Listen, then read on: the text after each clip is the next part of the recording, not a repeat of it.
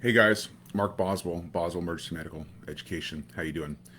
Hey, I decided to do this video kind of on very short notice due to just repeatedly feeling the frustrations of people not doing too well on this test, and the frustrations and the distress and the worry and the anxiety about not doing well. And I got a lot of things I want to share with you because it's not the end of the road. It's not the end of the line. It's not an insurmountable thing. And for a lot of people, this causes stress because they might need to do it for financial reasons, for their job, career ladder, personal satisfaction. Maybe they're a type A personality and we're all really driven to succeed and we take our failures really too much to heart. So I want to reach out to you guys. I can empathize with you. I can't sympathize. I'm not in your shoes. I don't know. But hey, I want to be here. I want to tell you some things to talk about what happens when this doesn't go as well as you want. All right. So first, I'm going to be real with you. I'm just a person. I mean, I know a lot of you guys that follow the classes, the videos, and all that. I get it. I mean, I met a girl at the ENA conference 2 years ago, and her and her girlfriends went up to me, and Michael was with me also, and just we got to get a picture. You're that guy. I'm like, I'm not. I'm really not. And I've even done some classes where they've like sent a professional driver out to pick me up from the airport. They've had flowers delivered like a candy basket or something in my hotel room. They had like this big welcoming thing, and I'm uncomfortable with that. Maybe I need to take and become more that person that I really am, but I'm kind of really diminutive. Is that the word? I think. And but anyway, so I'm real. I feel what you guys are going through. When I first took this test, the CEN test years ago, I wasn't that worried about it. Not because I thought it was easy, but because to me at the time it was just something. An old friend of mine, Flint Hassel. Flint, if you see this, thanks, buddy. He told me years ago after I had done many things like my ACLS, my TNCC, and I was starting into graduate school, maybe I think. He said, and he was a CEN. Probably, Flint, I'm sorry, I think you're maybe 20 years my senior, 15, I don't know. But he said, Boz, go take this test. Why not? There was no money involved. It was just, okay, it's another thing to do. And I took it and I passed. And I was like, wow, that's pretty cool. I didn't put this class together until like years after that. I thought I had a talent and a skill I wanted to share for putting this stuff out there. So I didn't feel that same stress that you guys probably feel, a lot of you feel going into this. But I'm still just a guy too, and I still understand because I hear it from a lot of people that come to classes or watch the videos or do the online thing.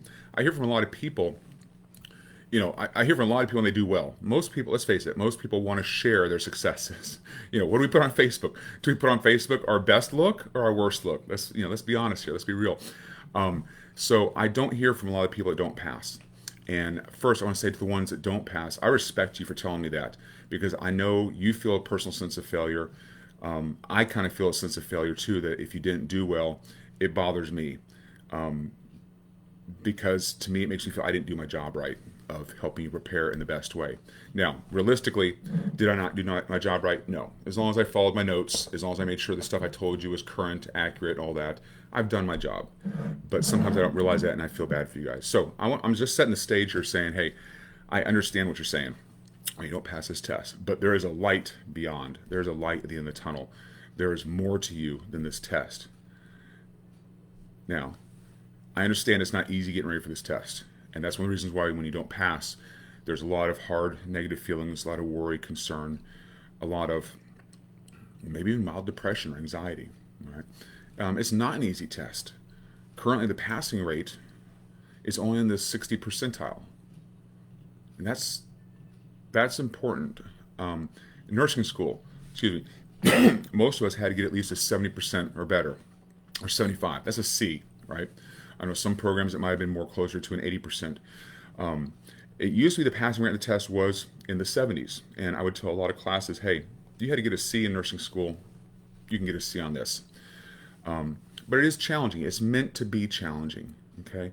Let's face it, you don't want every nurse you work with to just be able to walk in and take this test and prove some knowledge and then them really have not the knowledge, but that credential allows them patient safety. Competent care is important. Now, not passing a test does not mean you're not safe. Does not mean you're not a good nurse, kind of thing. I hear that a lot of times from people who say the reason they don't want to take the test is because they know some person who's in their clinical setting, a clinical leader. They're like, this person's like really an experienced nurse, and they didn't pass it. Okay, this test is only testing cognitive knowledge. It's only testing what's in here. It's not a psychomotor. We have to do skills or a turn demonstration like our TNCC where you have a checkoff to do. So we see those people in the work site sometimes that are really experienced and really skilled and wonder why they didn't pass the test. Maybe the reason we see them as experienced and skilled as a clinical leader is because they don't necessarily have the cognitive knowledge to take the test or pass it, but they have the skills, the people skills, the patient management, the knowledge and the ability to work the shift rather than letting the shift work you. Being able to manage the patient rather than the patient managing you. Those kind of things. So I don't like when people say that they saw someone that's a great nurse not pass a test. We're all individuals. We all bring different things to our workplace, to our practice, and the things we do. And on the opposite of that, and I'm kind of thinking through this as I'm saying it, there's probably people that you work with that are CEN certified, and you're like, what? That person? Remember, what you see with your workmates, your peers, your colleagues is just the day-to-day interactions. Okay? Maybe that person's kind of quiet, who's always kind of behind in patient care. They've always got a bunch of orders open that aren't getting done. If they're certified, maybe they actually do have the cognitive knowledge. They just don't know how to put in place in the workplace to become that really dynamic, superior nurse in all facets. Now, that doesn't mean that any one of you are not dynamic and superior. We all have skills and talents. I've got mine. I've got my weaknesses. I've got my failures. I've got things that frustrate me. I've got things that make me want to cut corners and take shortcuts when I probably shouldn't. We're all human. Okay, so I'm just framing that. I don't want you to think that you have to hold your standard of passing and being good to someone else. We are all different. Okay. So again, another reason it's difficult, our personality affects a lot of that. Another reason it's stressful, your job may depend upon it. I've worked with some people who could not clinically advance or even keep their job unless they got certified by some point. Is that right or wrong for them to make that requirement? I don't know. Different discussion for a different day. But that's very stressful when they don't pass that first time. Now, most times in those scenarios, they give you a time frame, like a year, to do it. So that person has a second or third time possibly. That first pass rate being in the 60%, all I can tell you, it's metric driven. It is research based. It is a national exam has to adhere to certain reviews. It's like the vaccine approval, the steps it has to go through. Okay, why are some people worried about the vaccine right now? And yes, I'm kind of dating this video by saying that we're under the age of coronavirus right now, folks. This is January of 2021. So that vaccine had to get rushed through the approval process for emergency authorization. Matter of fact, I got my shot last Saturday, and I was reading the vaccine information sheet beforehand. Had to read that and sign it. And it's interesting to say, I saw in there, it said, quote, the FDA has not labeled this product for use to prevent or treat coronavirus. Interesting. The FDA hasn't. It was granted an emergency use. Okay, so where am I going with this? Let me rethink back for just a minute here. Talking about test metrics. So this test has not been rushed through the approval process, not like the coronavirus vaccine. Okay, it has been, and I don't know all the. I've taken classes in research, testing, design, and methodology, educational psychology. I don't know the exact process for how you validate a national exam, but I can tell you there are processes in place. So yes, that 60th percentile passing range seems like, man, is it really a right test? All I can do is tell you, yes, it is. Okay. Now, that being said, when they did revise the test the last cycle in 2016, the passing rate, or they lowered the bar to pass it because their indices had shown the questions were actually more difficult. If they actually made the questions more easy, then the passing bar they would have had to move the passing bar up, that you need a lot more of these easy questions to pass. I don't know if that makes sense or not. So what 60% tells me is that the questions are harder. Now, not harder like, oh my gosh, it's some tricky mental gymnastics kind of thing I have to think of, but they're more, and I can say this from seeing the test at least once since that last revision, they're more critical thinking type questions. They're more medical diagnosis. Don't stress about that. That's a topic for another lecture. But yes, we know as nurses, we do share in that medical and nursing domain of knowledge. Now that you have to diagnose Ebola, okay, but if someone comes in with a wrist turned 90 degrees after they fell on outside, you know what, that's probably a distal radius or an ulnar fracture, right? Or at least you got a strong suspicion that it is. Let's put it that way. You can pick an asthmatic out of a crowd, I'm sure. Are you making medical diagnosis? Yeah, sort of, but you're also assessing their needs. Their needs are for effective ventilation. All right. So, back to that 60%, it seems like, man, that must be a really hard test. Well, it is a hard test. And that makes, when you succeed and pass, much more a badge of honor and pride and professionalism for you. So that's kind of a good thing. You just don't want every willy-nilly baby nurse 1 month out of school being a CEN. I mean, if they can, that's great, if they got the knowledge. But we don't want to dilute that pool too much. So I want you to feel that when you do pass this, because I'm going to expect that you will, you're going to feel proud that you really are more in an elite strata of emergency nursing. All right. I'm going to reassure you about that passing rate. The ENA does not, they don't track statistics when you go into the exam as far as, they don't survey you and say, have you taken this before? Did you read a book? Did you go to a class? Did you watch some videos? Did you do nothing? So that 60%, they have no way to know currently what you did or didn't do to get ready for the test. So we can't even begin to make assumptions or draw conclusions. But I think logically assume that if you do some studying, you're going to do better statistically than someone who didn't. I think that makes sense. I will reassure you that if you take it a second time, that pass rate goes up a fair amount. It goes up high. I don't have the exact number. I used to have them, but they were from 2 or 3 test cycles ago. That pattern has not changed over the years, so it's still a much higher success rate second time around. I want you to think of that as a positive. It's even a much higher percentage pass rate the third time around. Now, how crazy is this person probably by the third time around? They were probably just thinking about taking the handful of pills and the bottle of liquor, before the third exam. Oh, my life is over. Please don't do that. Call somebody if you need to. Why are those pass rates higher for the second and third time? Because some people took it the first time, didn't pass, and they're like, screw this, I'm out. I'm not doing it again. Some people stuck with it, did it a second time, didn't pass a second time. And they're like, I'm definitely never doing this again. There's no way on the green earth I'm taking it a third time. So what's the message through all this?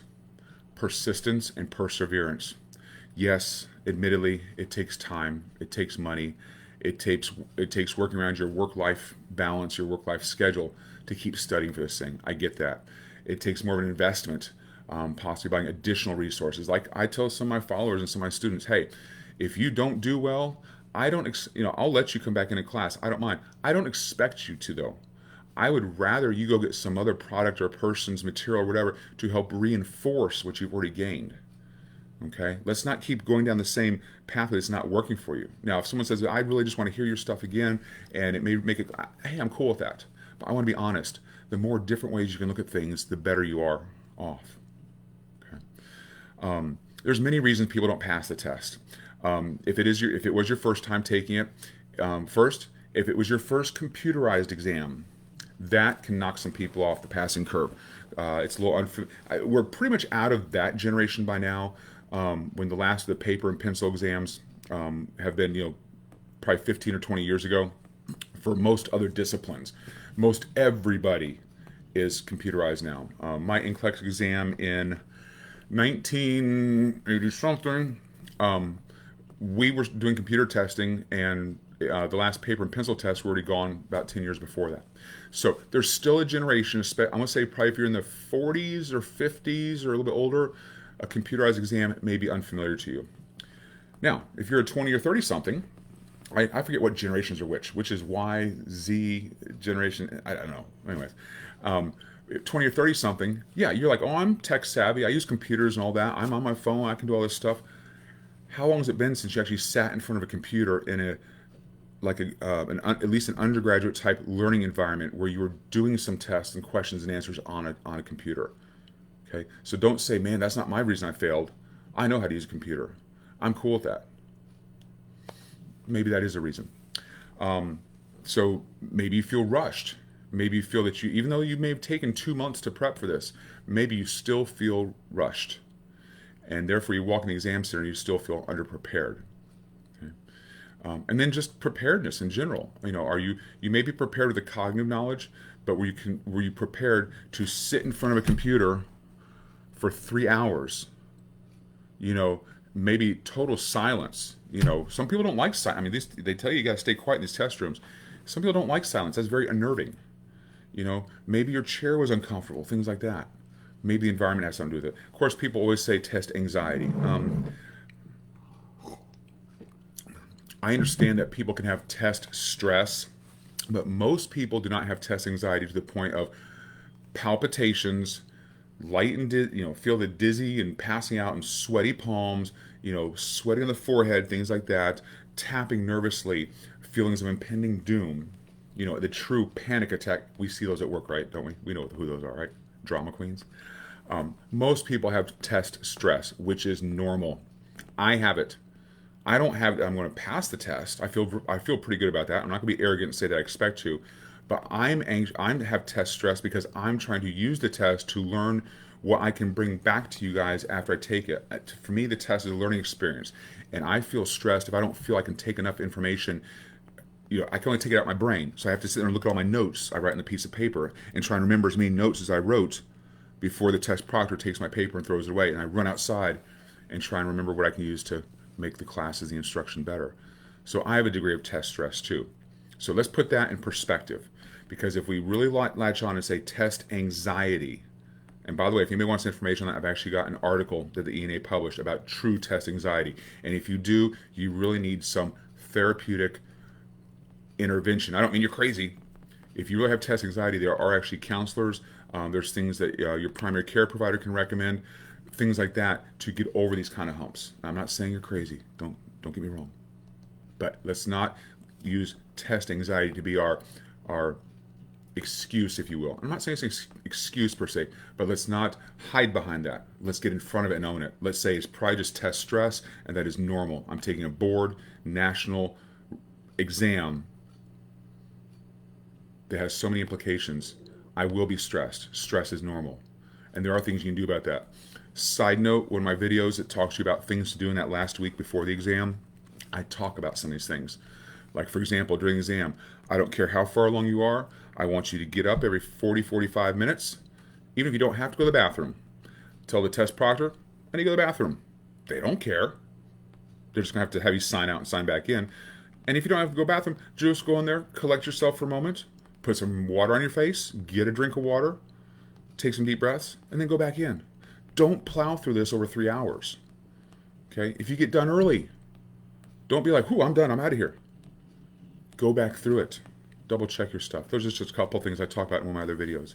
Okay. Another thing I want to talk about that some of the people that don't pass, they tell me, well, I hear this also from people that do pass. They say, man, I saw 5 neonatal resuscitation questions on that exam. That is unfair.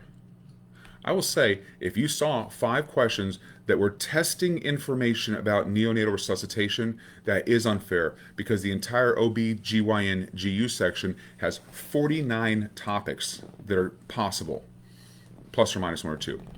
Is that fair on a valid, reliable, peer-accepted national exam to have 5 out of 49 topics asked, one topic asked about 5 times out of 49 questions? No. I hear it. I saw 3 ABG questions. Okay, again, respiratory. Respiratory has only 16 questions. Okay, is that fair for them to ask you 3 questions out of all 16 about ABGs to prove you have the cognitive knowledge base about respiratory emergencies? No. So there's got to be an answer why people think they see these many questions. First, I'm going to say you may have seen all those questions. You may have seen 5 OB questions, OB emergency questions, but maybe all 5 of them were not actually asking about the OB condition. They were part of setting the stage for the question. In other words, if they asked you something about placental abruption previa twice, one time they could have actually been asking about the pathophysiology of it. Okay, that's unique to placental abruption or placenta previa. Another time they could have been asking you or testing your knowledge of nursing priorities, where it really had nothing to do with the preview or the abruption, and they were looking to see if you could pick the priority answer was to secure the patient's airway. And that's universal for any question. Okay? Maybe it could have been a question about patient safety, but it was framed as far as the placenta preview and the placental abruption. Okay? So that's another possible explanation. The other explanation, which I really believe as an educator and having done this for many years, is we tend to remember the items that we spent time on. The ones that you sat there and struggled and just, oh my, I don't know this answer. What are the choices? You're going to remember that more when you walk out of the exam center. All those questions that you saw, okay, there's the question, I know that's the answer. You just answered that in 6 seconds. That question you probably forgot about when you left the test center because you knew it, you knocked it out. So there's a couple reasons, and why am I explaining this? Because I don't want you to come away from not passing a test and say, forget it, I'm done. And then you have these reasons which are kind of negative self-fulfilling prophecies, if that's the thing, but things that kind of create barriers to you wanting to do it again. Okay? What are you going to do next? Well, first, I encourage people, regardless of who you are, where you are in life, where you are in your career, to commit to do this again. The BCN says you have to wait 90 days before you can retest. And there's a reason for that. If you were to show up the next day, the next week, or next month and retest right away, you'd probably not do as well. Statistically, that's the likelihood. 90 days, that ensures that you have ample time, first, to take a break. If you took the test, today, yesterday, last week, take a week or so off of studies, just put it aside. Let you kind of internalize that, come back to agreement, acceptance with yourself, come back to, hey, I'm still a good nurse. This exam doesn't prove that, because remember, nursing is everything you do. Your knowledge, your hands-on, your ability to interact with people, your critical thinking. You're still a good nurse. This exam is only testing cognitive knowledge. I'm sure you can still do your job fine. Get over that. Go back to work and be the best you can. Week, 10 days, 14 days. You've still got 8 more weeks to wait. So you still got 10 more weeks. Take those 2 weeks. Recommit. Say, here's my 90 days. I'm going to take that test within a week or two of that 90-day window and sign up. What does signing up for it do? It makes you commit. You've said the words to commit. Now you've actually done the action. Oh, I'm locked in. I'm hedged in. Yeah, you are. But now you've made that goal. You've made that target. You know how it is. There's things in your life. There's things in my life. If I don't have an objective that needs to be met, like deadline, a lot of us are deadline oriented. Man, that gets pushed off. Why am I dragging my butt on writing the 3rd edition of my book and cleaning it up? Because there's no one sitting there saying you have to do it. People are still begging me for this information. People are still coming saying, and I can't stop midstream. And so it's just like, now if suddenly someone said classes are off for the next 30 days, the internet is down, we're in a total societal blackout. Hey, I'd have my 30 days to get that 3rd edition up and running. I'm so busy still delivering to you guys that my change in it is so slow. All right. So we're very goal directed. Okay. Grandfather told me once, maybe you've heard this before from other people, pretty wise words. Grandpa, we'd call the grandparents every holidays. Military family, we didn't see our grandparents past, most of us past our early childhood years because we were always moving around with dad and mom. But we'd call every Christmas and talk to him. I remember one year I was probably about 15 or 16 and Grandpa said, hey, Mark, you got you a girlfriend yet? No, sir, just really busy. I was into Boy Scouts. I was working on my Eagle Scout. I was multiple sports in high school. I was on a couple different clubs. I still had a social life, running around with the bad kids, on Friday and Saturday nights. I'm like, no, I ain't got time for that. He said, well, listen, son, grandson, when it's important, you will have time for it. True words. If it becomes a priority, you make it happen. It has to be important to you. So next steps, make that commitment, 90 days. Okay? Lock it in. Go ahead and pay for it. I know money might be tight. I get that. It's tight for all of us. Go ahead. At least it's a little bit cheaper second time around. Okay? Go ahead and pay for it. That money's gone. You ain't got to worry about it now. It's done. Rather than you sitting there 2 or 3 months later saying, okay, it's time to sign up for this. Let me find the money. I'm all ready. Oh gosh, money's tight. Pay for it now. Be done with it. All right. Um, get back on the horse. You hear that? Someone. There's a reason for that phrase. Because if you don't get back on that horse or get back on that, they say it for guys that crash their motorcycles, get back on that bike. That's always going to be that thing weighing you down. You're always going to. I guarantee you, for the same reason a lot of us feel that we don't do well, that we're less than adequate because we don't pass this test. That's the same thing that holds us down. We're not a perfect person. I'm not good enough for this. I can't do it. Use your test report. If you didn't wad it up and throw it away or burn it, use your test report. That will tell you what sections you did well in and which ones you didn't. And it also gives you a couple messages.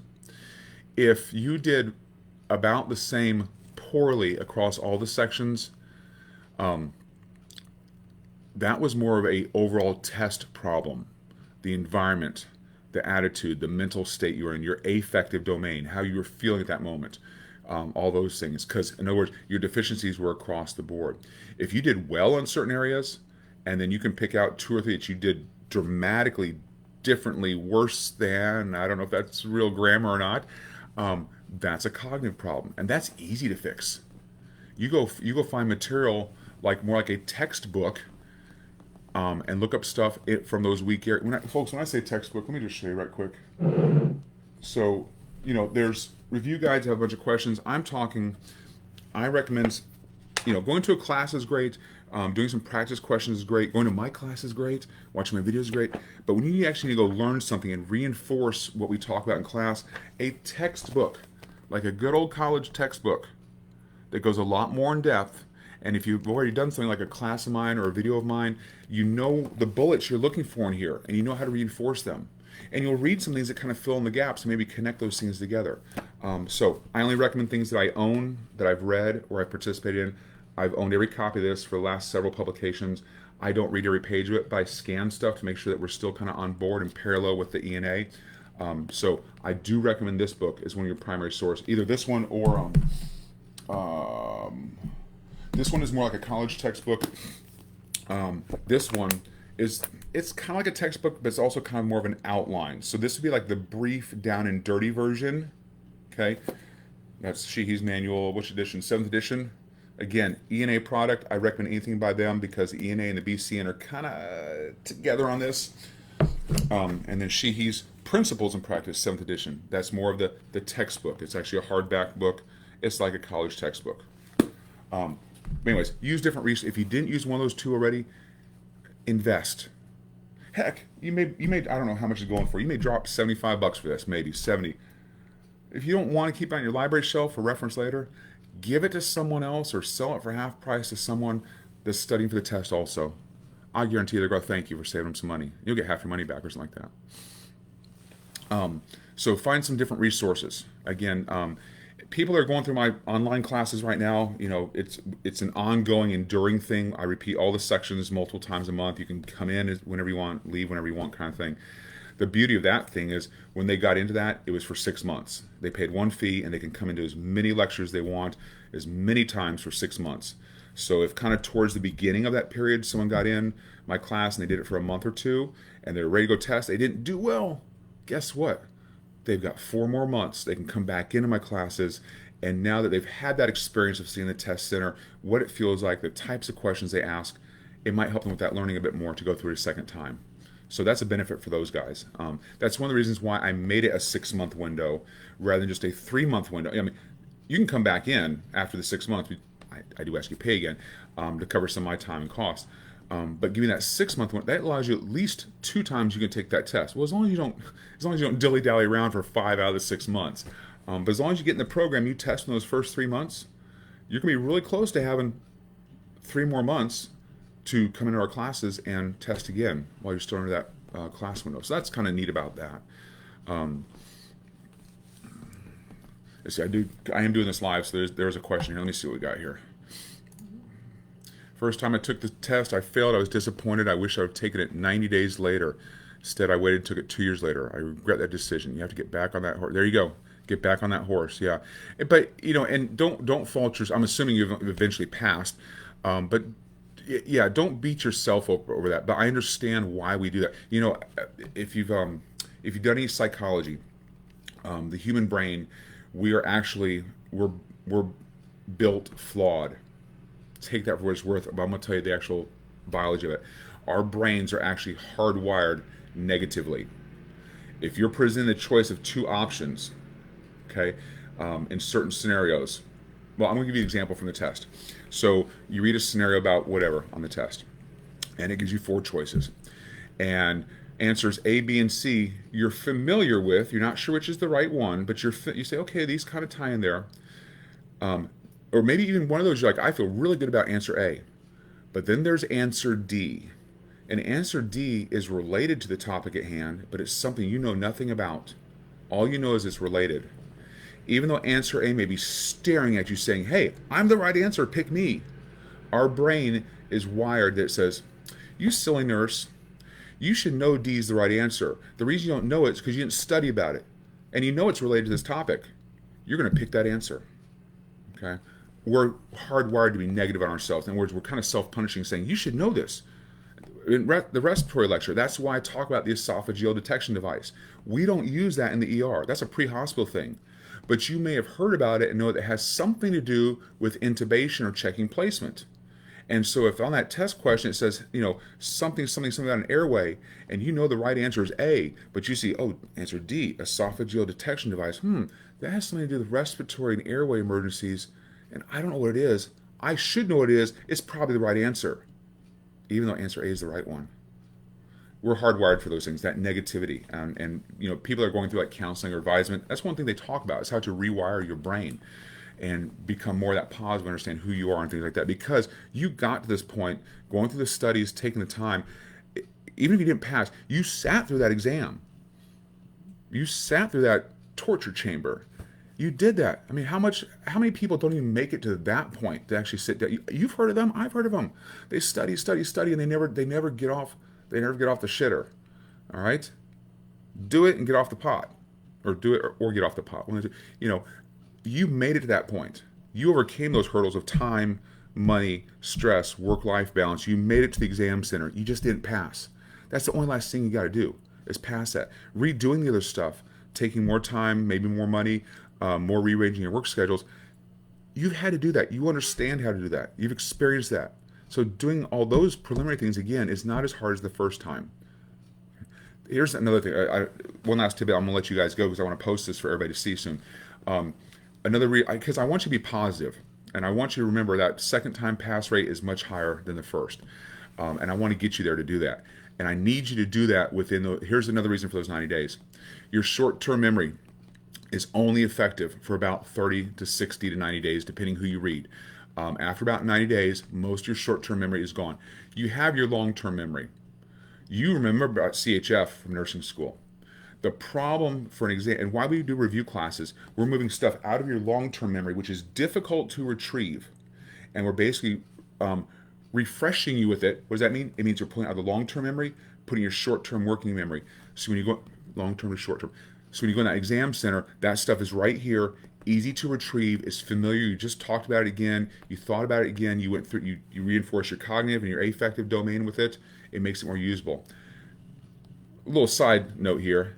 That's why some places say they only guarantee you pass the exam if you take it within 60 or 90 days, because they know if you wait beyond 90 days, the retention and the retrieval process is much harder. So that's another reason I do recommend, definitely. And the sooner the better. I would not do it before 30 days though. Give yourself those 4 weeks, at least 1 week to chill out, decompress, reset, hit your reset button, and that week to make a plan also. What am I going to do? Am I going to get a book, like a textbook, and reinforce some areas? Am I going to come back to some guy's class? You're welcome to come back. Am I going to try and jump in another one? And then those next 3 weeks, at least be hitting those focus areas hard. Definitely keep the ball rolling. Don't let it stop, and the inertia build up. And be positive. Again, you got this far. You did this. I have every confidence that if you make the efforts, you're going to do it. I worked with one girl. I really don't want to say this because you go, oh my gosh. She had actually failed it 3 times. Now, I worked with one that failed it 4 times, like a little more one-on-one mentoring, and legitimately she just said she was never going to do it anymore. And at that point, I couldn't really fault her. There was obviously some other dynamic going on. The person was not an imbecile at all. I wouldn't say they're like, the superstar, 5-star, rock star nurse that knows everything. You call on them for everything, but they were not an incompetent nurse either. They were, I would say, they're probably like, above average, at least above average. But there was another dynamic at work there, I'm sure, that was permanent. And I think it's good for her that she just quit doing it and spending the money after 4 times. But I do know someone who did it 3 times, and it was job required.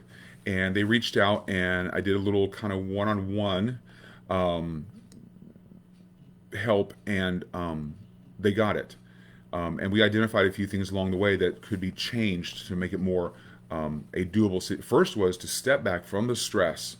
She was worried she only had 6 months to do this from her employer. And I said, hey, negotiate with them, talk to them.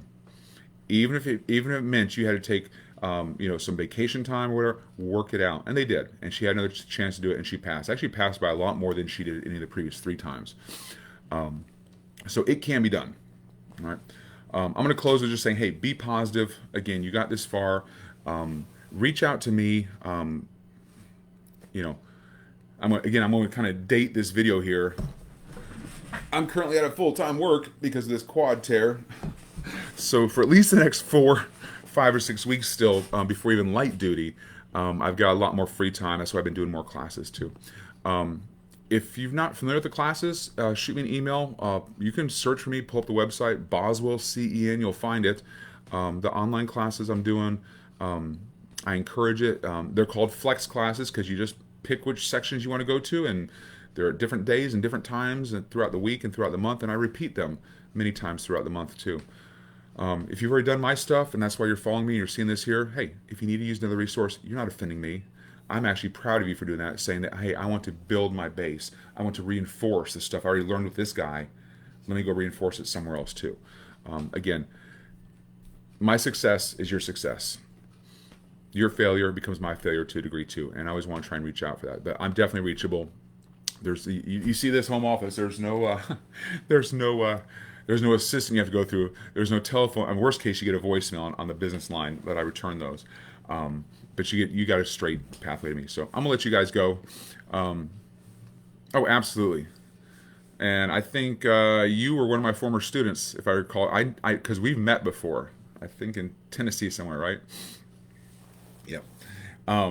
So thanks again. And I appreciate anybody looking for that's been through here. And okay. So while I got you, recommendations for CPEN. Again, remember I told you I don't recommend something I don't own or haven't been through or haven't participated in. I think that's only fair.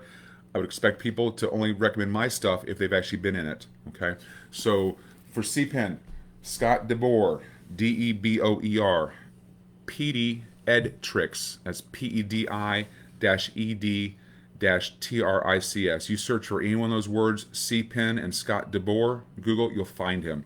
There may be links on my website or on my Facebook page. I personally know Scott. That's all he does. He is the pediatric guru. He's got many different programs. He actually has many different media formats as well too, many different packages and things like that, more than I do. I really just have the 2-day class that now I'm doing online, broken up into sections, and then the videos. Scott and his wife are an awesome team. He knows me. He actually helped me submit my program for accreditation with the ENA. So I'm one of the few CEN programs accredited by the ENA actually. Awesome guy. He sends people to me. I send people to him. I've been in 2 of his classes. I took his class once before I took the CPEN. I got a couple of his books. They're not here in my book rack here. And every time I go to the conference, I listen to his lectures and we network and talk together. So I can speak to him. Scott DeBoer is the guy. All right, guys, I got to go. Got some other stuff to do today. I am teaching a couple sessions this evening online, so I got a few things to do before that. Hey, I appreciate your time. Best I can tell you, if you just didn't pass, take a breath, step back, hit your reset button, come back to it next week, 10 days, 14 days, come with a plan. Put it in perspective. It's doable. People do it. Many people do it. And again, this was so unscripted. Here's another reason you'll be successful second or third time. The second time, you know exactly how that exam's going to go. You know you'll have to go, you will have been studying in your car, I guarantee you. You will have been in your car reading notes before you go to the exam center. I know you will. I do. So you're like, I'm going to take this test. I got this in my mind, and all of a sudden, oh no, I got to stand here at this desk. I got to register. Got to show an ID. Got to do a thumbprint. Oh my God, I'm losing stuff on my mind. It's going away. I'm losing it. Come back, Jack. Come back. Oh, Titanic. Um, you know how that process goes now. You know you'll be sitting in that chair waiting for a few minutes for them to process you. You'll be waiting for the proctor to call you. Oh my gosh, it's grass cutting day. I'm doing a video. Sorry guys. You'll be sitting there waiting for the proctor to come get you. You'll be stressing out. They'll walk you in the room. They'll bring you in the room, and you're ready to go. But they got to show you how to turn the computer on. They got to show you how to work the buttons. You got to sign this form. You got to do your thumbprint again, things like that. Show your ID again, stuff like that. So you're already stressed out. Second time through this, you know how that process is going to go. Right? That's one reason a lot of people are kind of, you come in all ready, right out of your car. I'm ready to do this. Let's knock it out of the park. And all of a sudden you get this curveball, all these other things that have to happen before you can actually sit and start at the computer and start proving you're the awesome person you are and you know this stuff. Now, nice thing is I've heard, I've not really researched it, I've just saw the email blurbs, but in April they're going to start home testing, like a lot of college and online classes are doing nowadays, where you actually have a video camera. They'll have you like scan the room for any notes or materials or hidden people giving you answers, and do it from home. For some people, that may be more of an ideal environment. Do it in the comfort of your home. Some people, that may not be a good environment, let's be honest, right? But anyway, so that's another option too. I really need to go, guys. I appreciate those of you that checked in or listening and watching here. I'm going to, if you didn't see, if you're just catching this, I am going to process it and post it so you can watch it anytime or whatever. I didn't want it to go 40 minutes because I want people to see these things are quick and short, but I'm still going to post it and kind of push it around. If you had a good experience with me, share the word, spread the love. Look up Scott DeBoer. And I want to go, y'all be safe, stay well, stay healthy. All right, take care of one another.